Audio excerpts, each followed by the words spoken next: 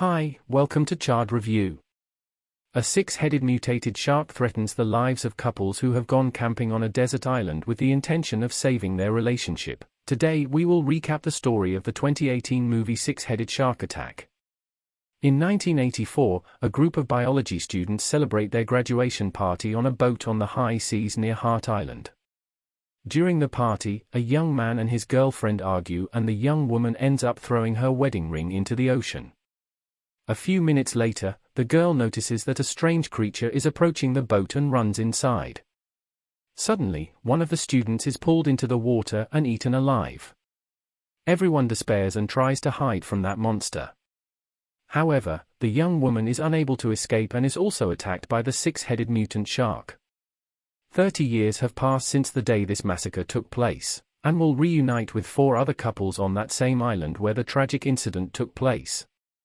The man, along with his wife, had devoted years of his life to providing therapy to couples who were on the verge of separation. Will propose is that they disconnect from everything around them so they can reconnect with each other. Therefore, they were all taken to a deserted island where there was not even a phone or internet signal. He proposes some activities that should be carried out between couples to increase their attunement as his wife was not present. He enlists the help of Mary to carry out a demonstration, arousing great jealousy in her husband. James, after the activity, will ask Brad and Rebecca, his helpers, to leave some supplies on the floating platform so the couples can enjoy a moment of relaxation. After preparing the platform, they decide to row to the reef as Rebecca believes that the view from that place is very beautiful. When the couple finally arrive at the scene, they feel something moving in the water. Brad is the first to be knocked off his board and then Rebecca also falls into the sea in a few seconds. The mutated shark approaches and immediately devours them. Meanwhile, Will rows to the boat where his wife Suzanne and Zach are. The woman went there to collect her husband's signature to finalize the divorce after insisting that their marriage was over. Suzanne gets Will's signature and leaves with her current boyfriend. The couples need to go out in search of supplies to ensure their survival on that island, and Sarah puts on her wetsuit to go in search of food. However, Jake, her boyfriend, is more interested in exploring the island, having heard that on the other side of the hill there was a laboratory responsible for performing top-secret experiments with animals. However, Sarah is more concerned with taking care of the couple's needs, so Jake decides to accompany her in the bungalow next door. James tries to convince Mary to leave that island, as he can't even put on his wetsuit. The woman tries to convince him to give in to the experience, but the guy is only interested in getting the hell out of there. So Mary goes to talk to Will. The man was trying to communicate with Brad and Rebecca, but apparently they had disappeared at that moment. Mary appears and says that her husband is not willing to give in to that experience and asks him to take them back to the coast. Will tries to insist that they stay, but Mary asks for a refund and threatens him. That is a lawyer. She would sue him for false advertising. The woman claims that both she and the other members of that group were there to work with Suzanne, Will's wife. However, the therapist had not yet appeared there, so Will promises to return her money and take her home the next day along with her husband. After the conversation, the man continues looking for his companions and ends up finding Bradfoot floating among the rocks with no idea what was happening. The couples took the opportunity to jump into the water and swim to the floating platform. Mary stays behind but slowly approaches the rest of the team while swimming. She is surprised by a wrecked body adrift and goes into despair. Luckily Will shows up and manages to rescue her. He claims that his brat body and informs him that he was probably attacked by a great white shark, so they devise a plan to get safely to the boat and leave that island. Will gives the instructions for everyone to start rowing and take the platform to a place near the boat a few minutes later. Thanks to teamwork, they manage to reach the boat safely. Will tries to communicate with the Navy for help, but gets no response. The couples insist on leaving that island as soon as possible, but Will refuses to leave without knowing what happened to Rebecca. Duke decides to help him on that rescue mission, but Daphne, his wife, tries to talk him out of that idea.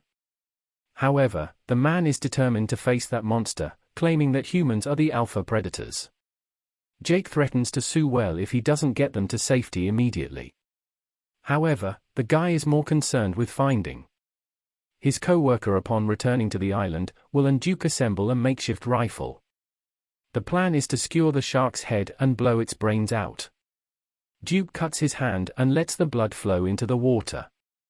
In this way the monster is attracted and he has the opportunity to strike it.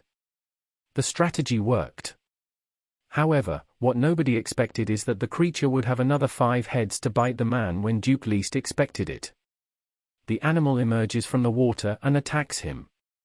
The 5 heads compete with each other to decide who will get the prey during the fight. Duke's body is destroyed and splits in half. Then one of the heads rips off that limb that had been destroyed and Will runs away.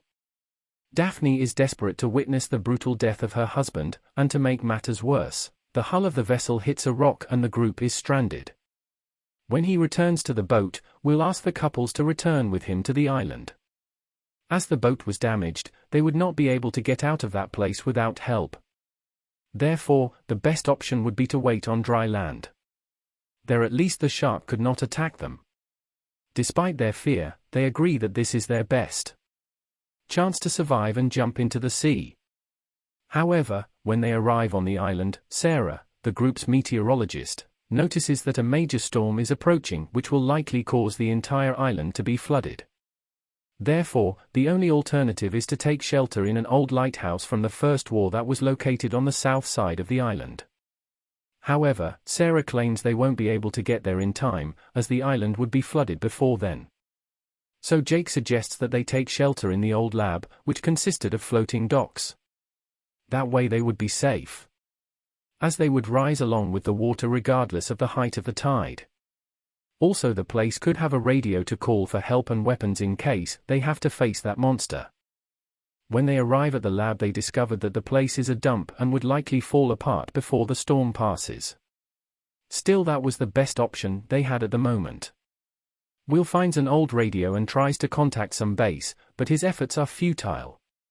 James finds notes that reveal how that shark came to be, and discovers that scientists were trying to do research in order to pass the shark's ability to regenerate to humans. If a shark takes severe damage and remains alive, it will regenerate. However, this animal that was hunting the group, instead of justice, having its wounds healed, a new head emerged in the place of the injury, causing it to become a 6-headed monster. The only way to kill that creature is to hit its heart, because every time a head is ripped off, another grows in its place. However, the creature has a single heart which cannot be regenerated, as they discussed. What should be done in this situation? Will found Rebecca's surfboard, which was covered in bite marks just then. The floating app starts to rock and Jake falls into the water. Then a metal shelf is knocked over, blocking the passage that the man had to return to the boat. Sarah despairs and tries to find him. A few seconds later, her boyfriend emerges and, with the help of the other team members, is pulled back into the vessel. The couple hug and the girl cries with relief, knowing that Jake is okay. Suddenly, the mutated monster appears and pulls Sarah into the water. Jake tries to help her and is also captured. That was the tragic end of the young couple. Will orders the survivors to swim back to the island while he distracts the creature. Just then he hears a call on the radio. Suzanne heard his cry for help and was trying to communicate with him. The man asks her to take her boat to the lighthouse and wait for the survivors. The shark invades the place, but Will manages to escape and return to the island now. The only concern they had was getting to the lighthouse in time to hide from the storm. Well, at least that's what they thought. Even on solid ground, something completely bizarre and unlikely happens. The mutant shark comes out of the water and uses its side heads as paws to walk under the sand. The animal begins to run towards the lovebirds that seconds ago were talking about resuming their marriage if they left that place alive. Kip is captured and asks Angie to flee, but the woman refuses to abandon and ends up being dragged along with her husband. Both are devoured and the rest decide to flee before that creature starts chasing them. But to everyone's nightmare, the 6-headed shark not only can walk, it can also run. The creature was about to reach its fangs when Will appears with a machete and rips off one of the bizarre monster's heads, severely injured, The animal retreats and returns to the sea. Then the rest of the team runs to the lighthouse, where Zach and Suzanne would be waiting by boat while James and will go looking for the control panel to turn on the light. Mary stays with Daphne and tries to calm her down. The woman was still very traumatized by her husband's death and starts talking to herself as if she were talking to him. Realizing that her friend was completely in shock, Mary goes to Will and her husband for help. Just then, Daphne gets up and leaves the lighthouse. Meanwhile, the sea monster quickly swims towards the lighthouse while its head regenerates. James takes advantage of the few minutes he is alone with Will to intimidate him, saying that he knows very well what is going on between him and Mary. Overcome with jealousy, the man takes a shotgun and intends to use it to threaten the guy who is supposedly having an affair with his wife. However, the gun is empty and Will manages to catch the bullets before James can do anything wrong, then claims that nothing is happening between him and the woman. At that moment, Mary appears and informs them that she has found a box full of acetylene, which soldiers used to turn on lights during the war. Then James states that he will turn on the beacon light and orders Will to charge the acetylene. Mary decides to stay with Will to help him as according to her there are too many cylinders for a single person to carry. This only serves to further increase James' suspicions of being betrayed and arouse his fury. While they were busy trying to survive, Daphne gives into grief and goes to the beach. The woman climbs on one of the rocks to be very close to the sea and starts screaming, hoping that the demon shark will hear her. Lucky for her or unlucky for her, her prayers were answered.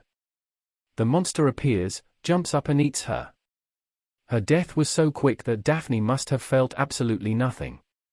A few minutes later, Suzanne and Zach arrive at the lighthouse. The woman asks him to slowly approach the beach and be careful not to bump into any rocks.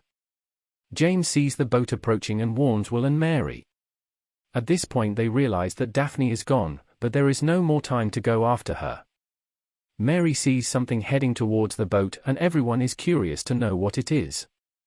However, they would soon discover that the mutated shark does not intend to let a single person leave the island alive. The animals start swimming in circles around the boat, creating a whirlpool in the water that would sink them.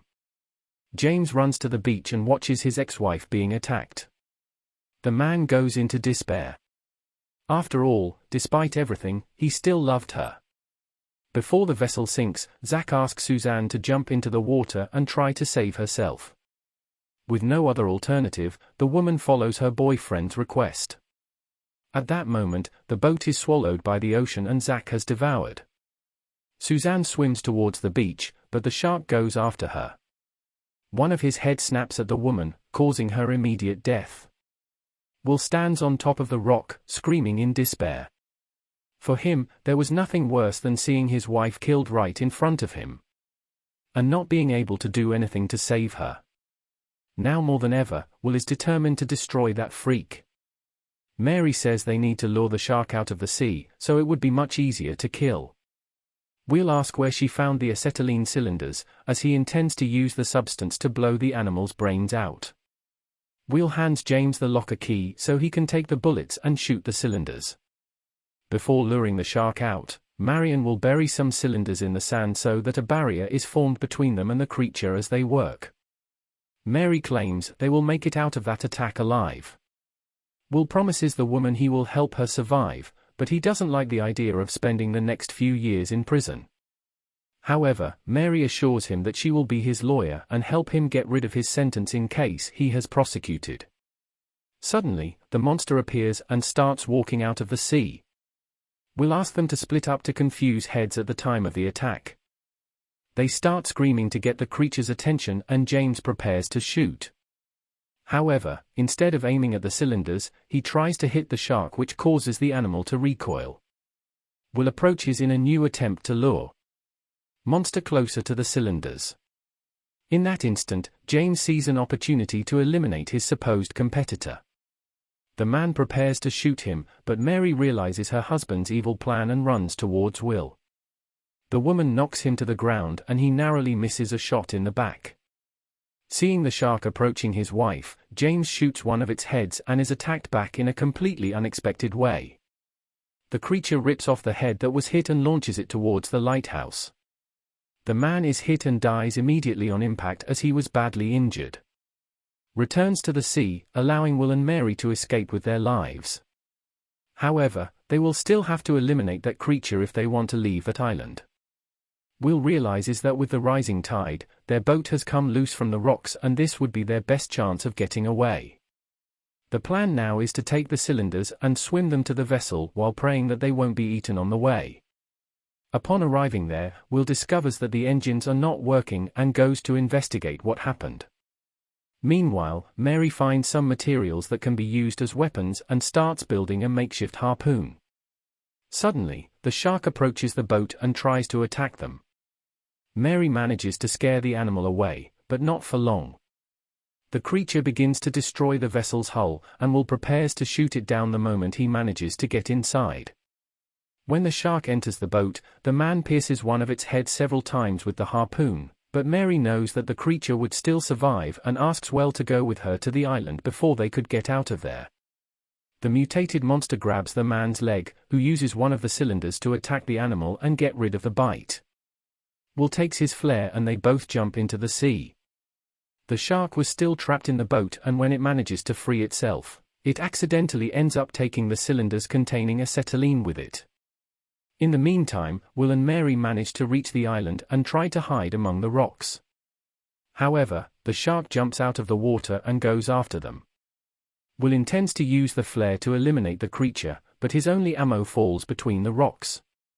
However, with Mary's help, he manages to retrieve it and shoots one of the cylinders.